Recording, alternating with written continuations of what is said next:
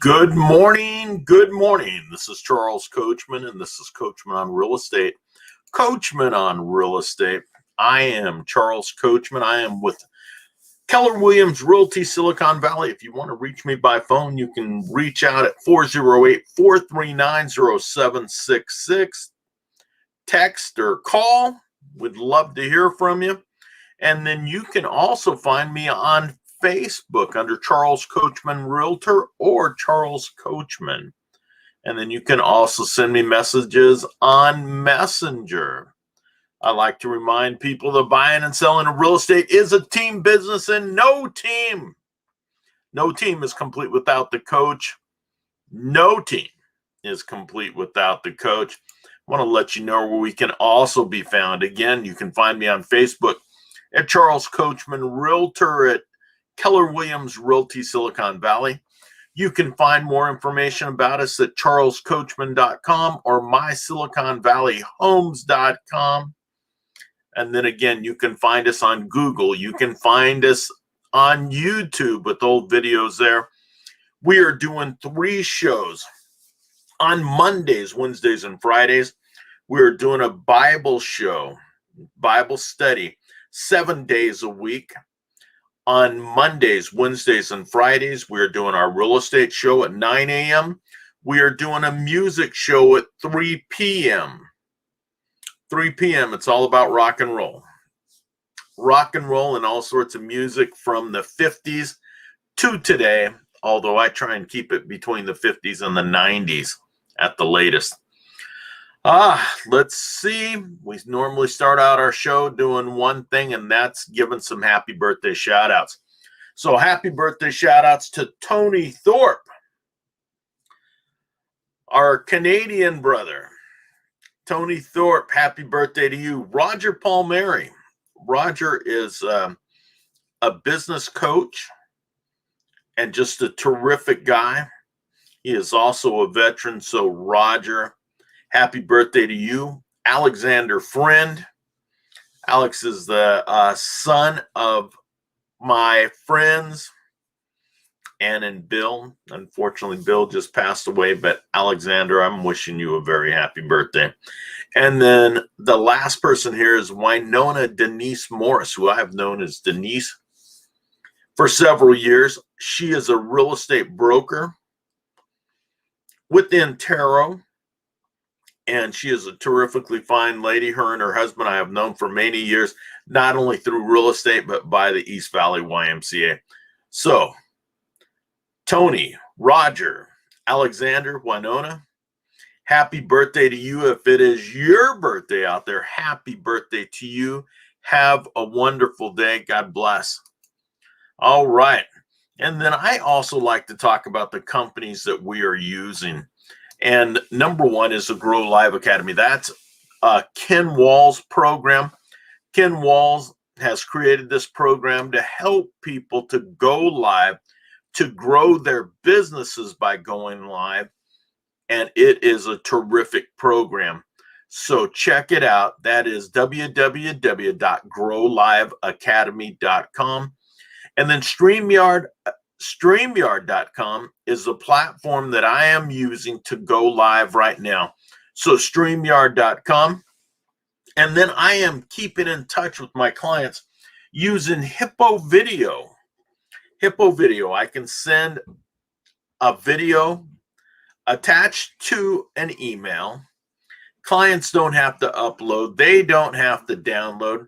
They press play and it is ready to go. So Hippo Video, check it out. And then on the Grow Live Academy, you can learn more about StreamYard.com and Hippo Video through Ken Wall's program at the Grow Live Academy.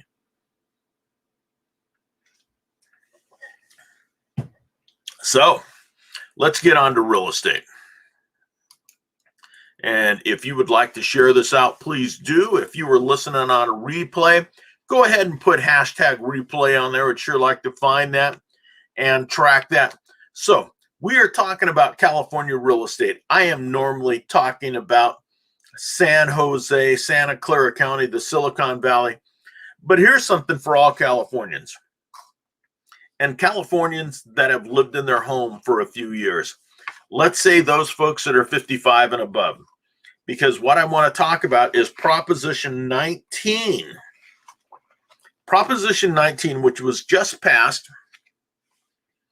this past year and is now in effect, and that is tax portability. Tax portability. That's property taxes and being able to move your property taxes as they are right now to anywhere within the state. So if you are 55 and above and you have lived in your home for many years, your property taxes are lower. And if you want to move to an area that's less expensive, maybe go out and buy some land, maybe move to the hills or just in a different area of the state where things are less expensive, why not take advantage of this program? And this is one of the things that we have to take a look at. If you want to stay in California, now we are helping a lot of people move from California to out of state. But if you want to stay in California, but you want to be in a place where the taxes are lower and you want to find a place that you can retire to and keep those low taxes, do that. Take advantage of Prop 19. And I just want to give you some stats that they've got listed here. 52% of California homeowners 55 plus haven't moved since 1999. That's 2.2 million homeowners. 52%. I fit right into that category. We have not moved since 1987. Since 1987. 77% of California homeowners age 55 haven't moved since 2009. That's 3.2 million homeowners. 57% of owner-occupied homes in California were owned by people age 55 in 2019. 50%, 57% of owner-occupied homes in California were owned by people 55 plus in 2019. That means 57% of California homeowners in 2019 qualified for Prop 19 tax portability. If you are 55 plus and you want to move within California and keep your low tax base, take advantage of it. Take advantage of it. This is the best program available. People had tried to do it. We were doing it with different propositions in the past, but it had been limited to certain counties. As a matter of fact, it was almost being wiped away. But now Prop 19 has come in, and it's a great opportunity to leave an area that's really expensive to go to a better area for you where it makes more sense to live. And there are plenty of great areas in California, but why make property tax one of your hindrances? Use Prop 19 for that portability of your property taxes. Okay. Hey, I wanted to talk about something. I just got through reading an article called Play to Win. Play to Win. This comes out through the California Real Estate Magazine. For us, it's CAR, California Association of Realtors. And they are talking about playing to win. They are talking about the tough situation that people are in right now when they go to buy a home and everything that they are facing, especially in areas like the Bay Area. Let's take a quick look up here. Hey, Tom Ginn. Love the Don Johnson look. Yeah. I'm also wearing no socks, by the way. So, Tom, have a great day. Thanks for checking in. I appreciate it. So, we are in an area where it is highly, highly competitive. This is the most competitive I've ever seen it. I've been doing this for 15 years now. I went through the short sale era. I went through, along with that, all the foreclosures. So short sales and foreclosures. And I saw what was happening then. Well, what's happening now is prices are going up, but so are the amount of buyers. So we are in a clash. Every home that is put on the market, let's say 99% of the places put on the market, are getting multiple offers. Multiple offers. And right now in Santa Clara County and in other areas in the Bay Area, other counties in the Bay Area, 7 days or less it's taking to sell a home. 7 days or less. Single family homes are selling in 7 days or less. And they're selling for top dollar higher than they ever have. In Santa Clara County right now, well, in San Jose, let's take San Jose for instance, we're at about $1.45 million is the medium priced home. 1.45 million. That is almost $1.5 million for the medium priced home. And they are getting multiple offers and they are going into contract in 7 days. So what can you do? One of the good things is you still have low interest rates. That is a huge plus for buyers. And that is driving a lot of what's going on right now, driving a lot of the competition.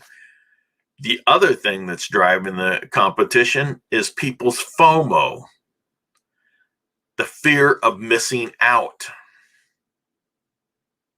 People see a home that they want, they think they'll never be able to get another one like it, and they are bidding these homes up. The fear of missing out is driving a lot of the sales. We have to know that. But then we have fewer homes on the market than ever before.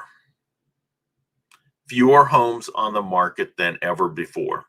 So we've got fewer homes.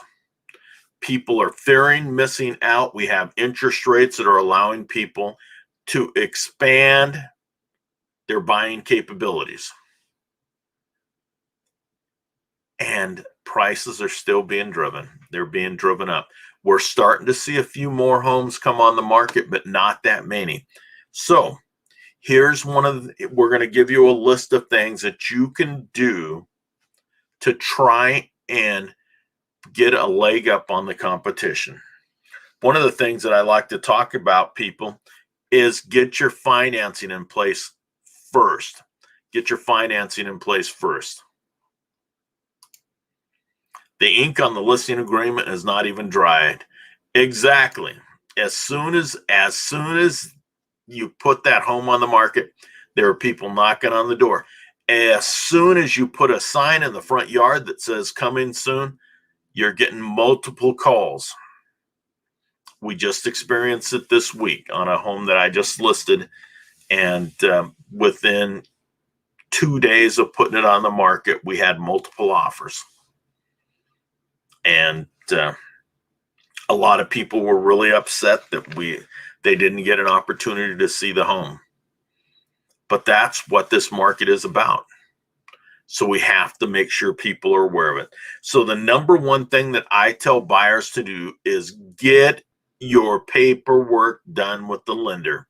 If you can possibly get desktop underwriting, and there's another thing that I wanted to talk about, and get a loan commitment. You need a pre-approval letter when you submit your offer, but if you can get a loan commitment letter, that's a step above.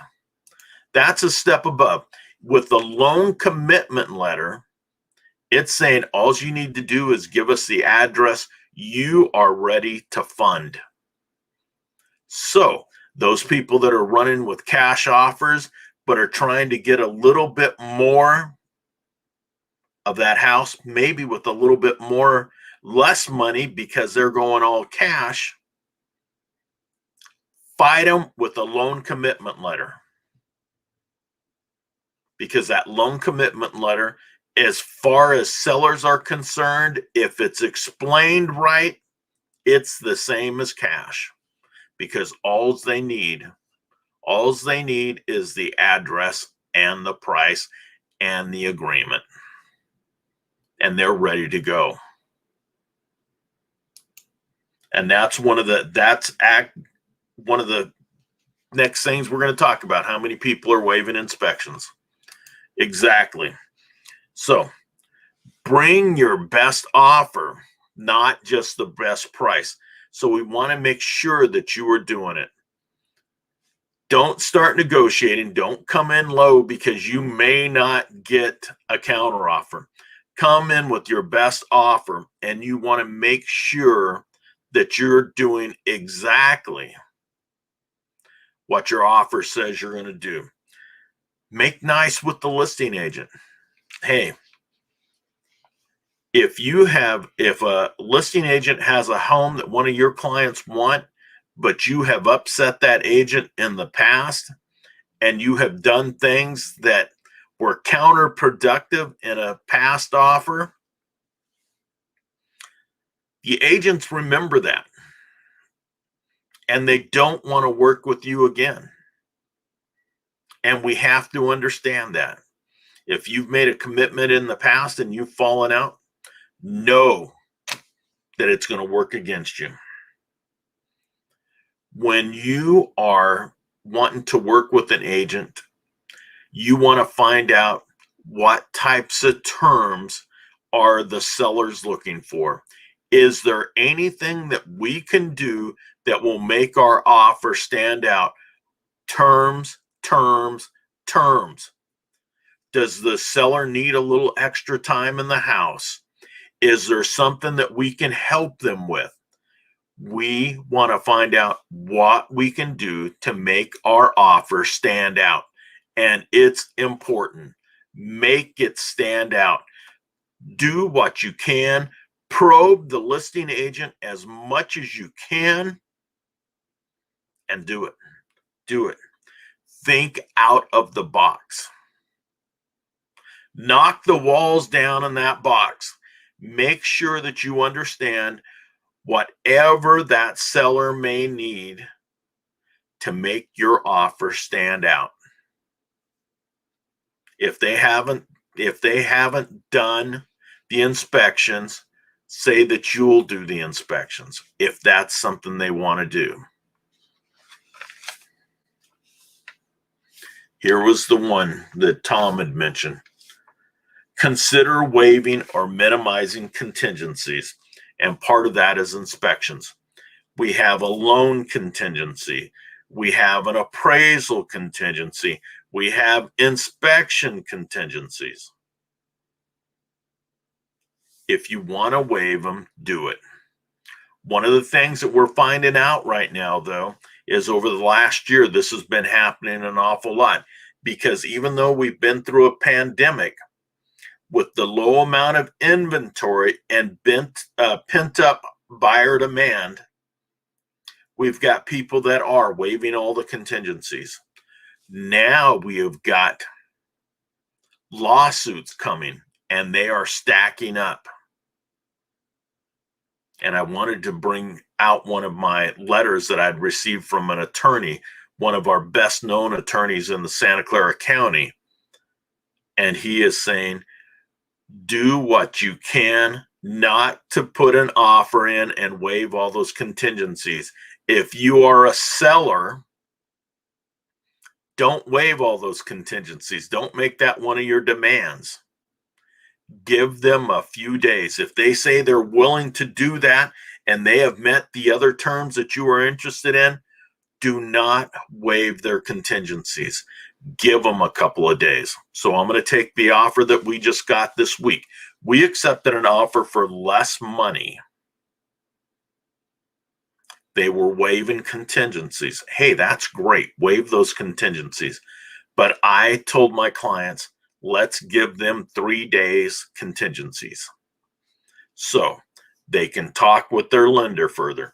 They've got more time to go over reports and inspections that we paid for. Let them go over those. And then also the appraisal. Give them those 3 days. They wanted to wipe them away, but that shows that you operated in good faith and you worked with the buyers. So if something comes up in the future and you are brought up in front of a judge or in front of an arbiter, you say, look, they came in with an offer that had the contingencies waived. We gave them 3 days to give them more time to go over the paperwork. It only makes sense. You're in contract. If they want the home, they'll take advantage of those 3 days and appreciate it. And you have just saved your clients. Sellers, you have just been saved from a possible lawsuit. And that is one of the most important things. Why leave that opportunity out there? Wipe it away. Take it off the table. You do not want that. Gotta go. Prep for G-Force. Have a blessed day. Remember, those that sacrifice for our liberties and freedoms. Tom again, thank you. And absolutely, God bless those that gave all. God bless them. Thanks, Tom. Have a wonderful show. Now, there are ways of doing things. Put more money in there. In California, we ask, and it is pretty much known and accepted that a 3% earnest money deposit is needed when an offer is accepted. Maybe you put more money in there. If this is a home that you really want and you don't want to lose out on, put your down payment in. Put in more money on the earnest deposit and say, we will forfeit it if it goes away. If we back out of the house, we will forfeit this money. Are you willing to take that risk? If you're willing to take that risk, then do it. You have to think out of the box when doing this. Cynthia, how you doing? How you doing? I hope you're feeling better. I hope your back's feeling better. You have a wonderful, wonderful long weekend. Enjoy yourself and take good care of yourself. Put more skin in the game. If there's ways of doing this, find them. Find them. If you want to make your offer better, find ways of standing out. Do it. Do it. That's what you have to do to win in a competitive time. To win in a time that it's difficult. That it's difficult. Here we had a house on the market for only a couple days, and we had about somewhere between 50 and 70 buyers on the house. Prospective buyers. I got many, many phone calls and had 2 offers that came in immediately. And we would have had more, except we decided to accept 1 and worked with them to get everything straightened out. Now, one of the things I talked about with one of the realtors that submitted offers, they put in what we call the love letters, where you were showing what your family is like, why you would like this home, what you would do with this home. They are no longer acceptable. California has said, you know what? We do not want this. We do not want those love letters to come in because people change their perspective based on the letters. And I just want to read what the car has put out. But these letters could open realtors and their clients up to fair housing violations. The letters often reveal personal details about the buyer, such as familial status, race, gender, even possibly medical condition, citizenship, etc. This can affect the seller's decision about whether to accept or reject the offer and result in unlawful discrimination, whether conscious or unconscious. Save yourself that hassle. No longer put those letters out. And I don't know how many of those letters I've put out. I am going to say several hundred over the last 15 years, but no longer. We do not want to get stuck in a lawsuit. I do not want any violations for fair housing. Cynthia, you just take good care of yourself, kiddo. But we want to make sure that we're doing everything above board. We do not want to be accused of not playing fair and leaving anyone to think that this is not a level playing field. For whatever reason, we want to make sure that it's a level playing field.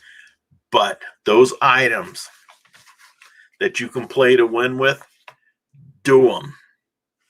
Do them. Whatever makes sense to you.